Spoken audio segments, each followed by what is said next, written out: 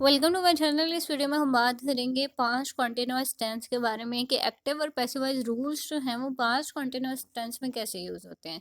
तो हमने पहले भी पढ़ा था, प्रेजेंट कॉन्टिन्यूअस पढ़ा था। उसमें डिफरेंस ये था कि हमने यूज़ किया था बीइंग का, लेकिन हमने बीइंग का किसके साथ यूज़ किया था? ऑक्सिलरी वर्ब्स जो थे हमारे तब थे इज एम आर, क्योंकि हम प्रेजेंट की बात कर रहे थे। यहाँ डिफरेंस ये हो जाएगा कि इज एम आर की जगह वाज वर यूज़ कर लेंगे। ठीक है, बस इतना सा डिफरेंस होगा। तो हम दोबारा से एक दफ़ा रूल्स रिवाइज कर लेते हैं। एक्टिव वॉइस में है जी subject plus was verb plus first form of verb plus ING plus object. अब आपको पता है कि कॉन्टिन्यूअस टेंस में हमेशा हम first form of verb he use करते हैं, चाहे वो पास्ट में है, कॉन्टिन्यूअस में है या फ्यूचर में है। इस वजह से हमने first form of verb use किया।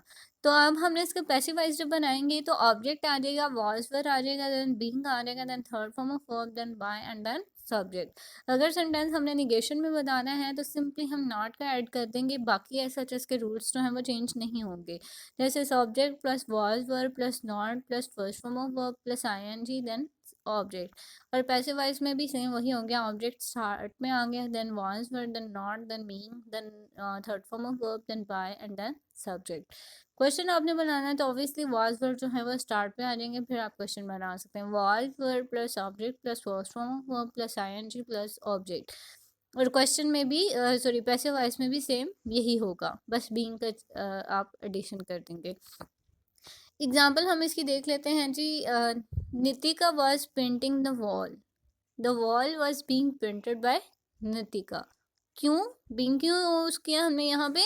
क्योंकि सेंटेंस जो है वो पास्ट कॉन्टिन्यूअस में है, तो हमने वॉज भी यूज कर लिया और बींग भी यूज कर लिया।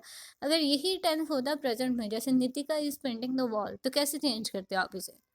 Obviously the wall is being painted by Nitika use करते ना। तो नेक्स्ट ही है हमारे पास Manish was repairing the car. The car was being repaired by Manish. Next है were you reciting the poem? The was the poem being recited?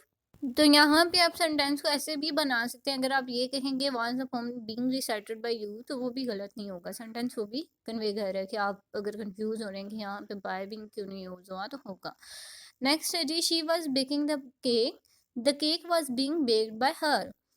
Next है हमारे पास she was watching me, I was being watched by her. तो ये बहुत ही easy सा simple सा कंसेप्ट था। जैसे कि हमारी सीरीज चलती आ रही है एक्टिव वॉइस और पैसिव वॉइस रूल्स की डिफरेंट टेंसेस से रिगार्डिंग। तो अगर आपने वो भी कोई देखना है या किसी और टेंस के बारे में आपने देखना है कि उसमें active voice passive voice rule किस तरह से अप्लाई हो रहे हैं, तो वो आप प्लेलिस्ट में चेक कर सकते हैं। इंटरेस्टिंग सा इजी सा कंसेप्ट था। आई होप कि आपको इसमें कोई भी एम्बिग्युइटी नहीं होगी। लेकिन अगर आपका कोई क्वेश्चन है, कुछ भी शेयर करना चाहते हैं, मुझे कमेंट सेक्शन में बताएं। अपना और अपने प्यारे को बहुत सा ख्याल रखिएगा। मिलते हैं नेक्स्ट वीडियो में।